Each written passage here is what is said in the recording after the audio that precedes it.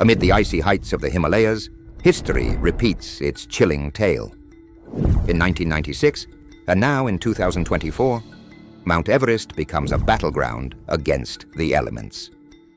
Join us as we delve into the haunting echoes of the 1996 and 2024 disasters, where courage meets the relentless fury of nature. As Everest climbers return to a Wi-Fi connection in base camp, they post pictures of their summits and of crowds, chaos, scary moments, and unfortunately, death. At least 7 deaths occurred on Mount Everest in 2024 already. Harsh weather, towering summits, and psychological endurance. These are no longer the sole obstacles in climbing Mount Everest. Overcrowding on the planet's highest peak, a problem persisting for years, and the route climbers take to ascend and descend, have returned to attention after the 2024 season began with a series of fatalities. The Everest summit ridge felt different than my previous experiences on the mountain, said Mala. There was soft snow, many cornices, and rocky sections covered in snow. Even the weather station was half buried in snow. After summiting, we crossed the Hillary Step. Traffic was moving slowly. Then suddenly, a cornice collapsed a few meters ahead of us, Mala recalled. He and his clients were on another section of that cornice, which happened not to give way. Mala's video shows the broken cornice section and climbers clinging to the fixed ropes and desperately trying to lift themselves back to safe ground.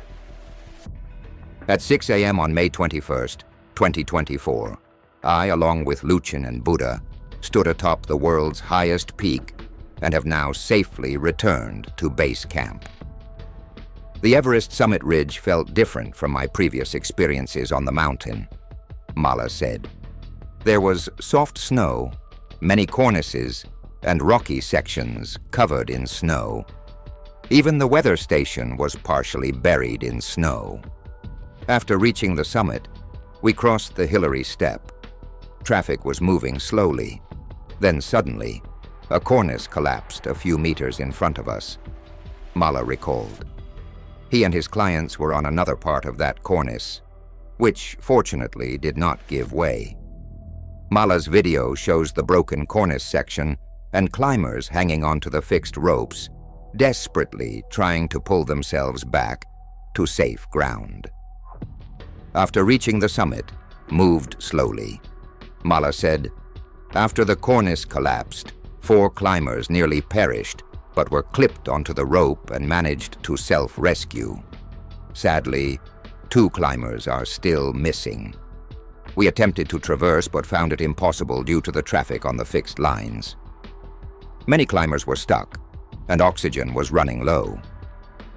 I took the initiative to start breaking a new route for the descending traffic to slowly begin moving again. We returned to rest at Camp 3 and proceeded back to base camp on May 22nd. As the cornice gave way, 4 climbers narrowly escaped death, but were secured to the rope and managed to rescue themselves, Mala wrote. Unfortunately, 2 climbers are still unaccounted for, and another climber has been confirmed dead on Mount Everest. Binod Babu Bastakoti from Pokhara passed away at around 8,300 m, just above Camp 4, after falling ill while descending from the summit on Wednesday, May 22nd. Narbin Magar of Bukingone Purye Limited told the Himalayan Times. Bastakoti is the 6th casualty on Everest this season, the 7th if including Gabriel Tabara of Romania, who perished at Camp 3 while aiming for Lhotse. More shocking news emerged as a British climber and his guide, a Kenyan banker, and a Nepalese climber died, and another guide remained missing as of Friday, May 24th. Following multiple incidents this week on Mount Everest, including an ice collapse in the mountain's dangerous zone, British climber Daniel Patterson, 39, and his Nepali guide, Pas Tenji Sherpa, 23, remain missing days after the ice collapse on Tuesday, May 21st. The Cornice dragged climbers down the side of the congested mountain. Several videos circulating online show the overcrowding on the route to the peak of Mount Everest before the collapse occurred. Patterson and his Sherpa were with a 15-person group that had reached the Everest peak at 29,032 feet. The Mount Everest Adventure Company, 8K Expeditions, which organized the expedition, confirmed their inability to recover the duo in an Instagram post. It stated that they were caught in a sudden Cornice fall, which impacted the group of climbers. The collapse occurred on May 21st at 4:40 a.m. local time near the Hillary Step, which saw rush hour congestion in the aftermath.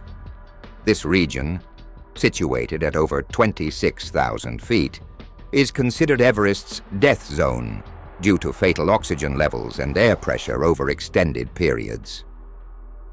In a separate incident, Kenyan climber Joshua Cheruiyot Kirui, 40, was found dead, and his 44-year-old guide, Nawang Sherpa, remains missing after they disappeared on the mountain on Wednesday, May 22nd. Cheruiyot Kirui's brother shared a post on Twitter about Joshua Cheruiyot Kirui's death. "The last time I shed tears was on the morning of the 1st of June 2011 when my elder brother called me to inform me of the passing of my father. I have found myself shedding tears this morning after confirmation that my brother has rested on the mountain. No one can ever understand the heart and the mind of a mountaineer. The drive that takes us to some places. It is a sad day. Our brother is now one with the mountain. It will be a difficult time. Go well, my brother." Nepalese newspaper The Himalayan Times reported that Sherpa informed Everest Base Camp that Kirui exhibited abnormal behavior and refused to return or even use bottled oxygen before both disappeared. Officials lost contact with the pair shortly afterward. A close hiking friend of the Kenyan climber told the BBC that Kirui died in a fall, and his body was found over 60 feet below Everest's summit. These are not the only fatalities to haunt the Everest expedition. A Romanian climber was discovered dead in his tent on May 21st, and 2 Mongolian climbers also perished on the Hillary Step while descending. According to the Himalayan Times, in the wake of a deadly week on Everest, several videos have emerged on social media highlighting overcrowding on the world's highest mountain. One video showed a long line of climbers at the Yellow Band area on Monday, May 20th. Another video captured climbers waiting in line at what seemed to be the Hillary Step, just before the fatal ice collapse occurred. The prime climbing seasons for Everest in Nepal are between March and May, and again from September to November, when the weather is relatively moderate, according to the South China Morning Post. Despite this, snowstorms can strike unexpectedly, cutting off communication and reducing visibility. Additionally, mountain sickness can set in well before reaching the hazardous zones of Everest.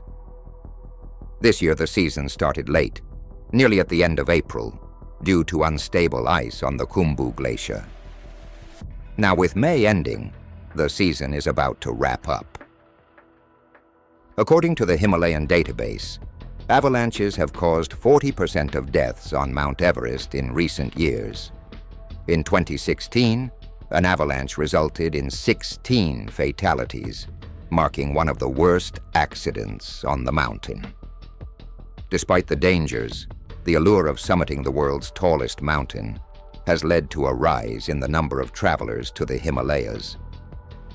The South China Morning Post reported that over 128,000 tourists arrived in Nepal by air in March, a 28.9% increase compared to the previous year, citing the Nepal Tourism Board. Following this trend, the past week has been busy on Everest. Many have taken to social media to share their arrivals at Everest Base Camp as they attempt to climb the mountain from Nepal. While officials have yet to confirm the exact number, Explorers Web estimated that between 150 and 200 people summited Everest on May 19th and 20. The Himalayan Times reported that 100 people reached the summit on May 19th alone. From May 19th to 22, numerous climbers and expedition operators posted their summit updates on social media. In March, Kancha Sherpa, 91, the only surviving member of the expedition that first reached Everest's peak, told The Guardian that the mountain is now too crowded and dirty and should be protected as a sacred site. It would be better for the mountain to reduce the number of climbers, he said in an interview with The Guardian, also noting the issue of climbers leaving trash and equipment on the mountain.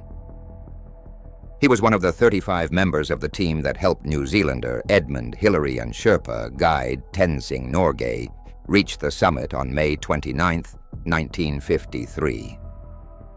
Expeditions to Everest are a significant source of income for Nepal, and the government is often criticized by Western climbers for allowing anyone who can pay the $11,000 permit fee to attempt the climb.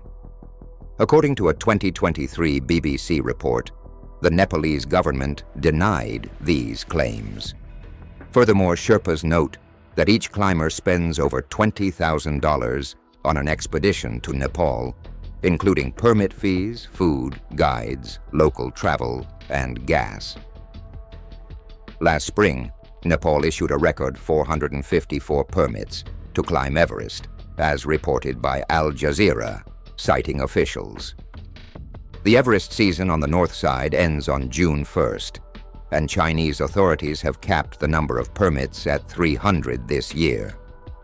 Additionally, climbs without bottled oxygen are banned above 7,000 meters, according to DW News.